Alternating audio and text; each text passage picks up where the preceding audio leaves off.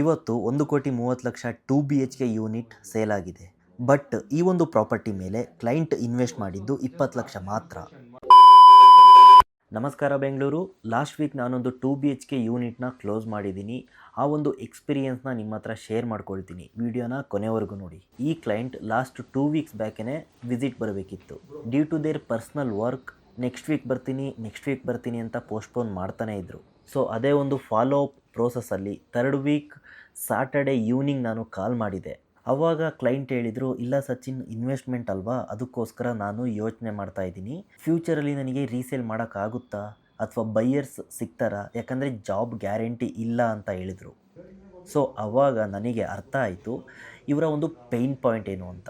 So ಅವರ concern ಏನು ಅಂತ ಗೊತ್ತಾಯಿತು. ಅದ್ರ ರಿಲೇಟೆಡ್ ಆಗಿ ಅವರಿಗೆ ಕ್ಲಿಯರಾಗಿ ಅರ್ಥ ಮಾಡಿಸಿದೆ.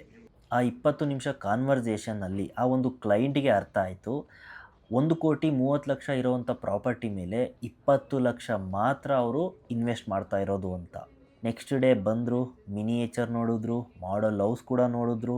ದೆನ್ ಡಿಸ್ಕಷನ್ ರೂಮಲ್ಲಿ project coordinator over all project ಬಗ್ಗೆ ಎಕ್ಸ್ಪ್ಲೇನ್ ಮಾಡಿದರು. ಕ್ಲೈಂಟ್ಗೆ ಕಾನ್ಫಿಡೆನ್ಸ್ ಬಂತು. ಆವಾಗಲೇ 2 lakh ಚೆಕ್ಕನ್ನು ಸಬ್ಮಿಟ್ ಮಾಡಿದ್ರು. ಆ್ಯಂಡ್ ಇವಾಗ ಕೆಲವ್ರು ಕೇಳ್ಬೋದು, ಚೆಕ್ಕನ್ನು ಯಾವಾಗಲೂ ಯಾರಾದರೂ ಪಾಕೆಟಲ್ಲಿ ಕ್ಯಾರಿ ಮಾಡ್ತಾರಾ ಅಂತ. ಎಸ್, ಅಫ್ಕೋರ್ಸ್, ಯಾರೂ ಚೆಕ್ನ ಡೈಲಿ ಕ್ಯಾರಿ ಮಾಡಲ್ಲ. ಅದೇ ರೀಸನ್ಗೆ ನಾನು ಪ್ರೀವಿಯಸ್ ಡೇ ಹೇಳಿದ್ದೆ, ಸರ್ ಚೆಕ್ಕನ್ನು ಕ್ಯಾರಿ ಮಾಡಿರಿ, ಇಫ್ ಇನ್ ಕೇಸ್ ನಿಮಗೆ ಪ್ರಾಜೆಕ್ಟ್ ಲೈಕ್ ಆಯಿತು, ಇಫ್ ಇನ್ ಕೇಸ್ ಕಾನ್ಫಿಡೆನ್ಸ್ ಬಂತು ಅಂತ ಹೇಳಿದ್ರೆ ಆನ್ ಸ್ಪಾಟ್ ಪೇ ಮಾಡಂತ್ರಿ ಅಂತ. ಸೊ ಅದೇ ರೀಸನ್ಗೆ ಅವರು ಚೆಕ್ಕನ್ನು ಕ್ಯಾರಿ ಮಾಡಿದರು ಆ್ಯಂಡ್ ಆನ್ ಸ್ಪಾಟ್ ಪೇ ಮಾಡೋದ್ರಿಂದ ಸ್ವಲ್ಪ ಡಿಸ್ಕೌಂಟು ಕೂಡ ಸಿಕ್ತು. ಬೈ ದ ವೇ, ಇವರು ಇನ್ವೆಸ್ಟ್ ಮಾಡಿರೋವಂಥ ಪ್ರಾಜೆಕ್ಟ್ ಯಾವುದು ಅಂತ ಹೇಳಿದ್ರೆ, ಈ ಒಂದು ಪ್ರಾಜೆಕ್ಟ್ ಇರೋದು ನಿಯರ್ ಬೈ ಏರ್ಪೋರ್ಟ್ ಹತ್ರ, ಬಿರ್ಲಾ ತ್ರಿಮಯ ಅಂತ ಈ ಒಂದು ಪ್ರಾಜೆಕ್ಟ್ ನೇಮ್.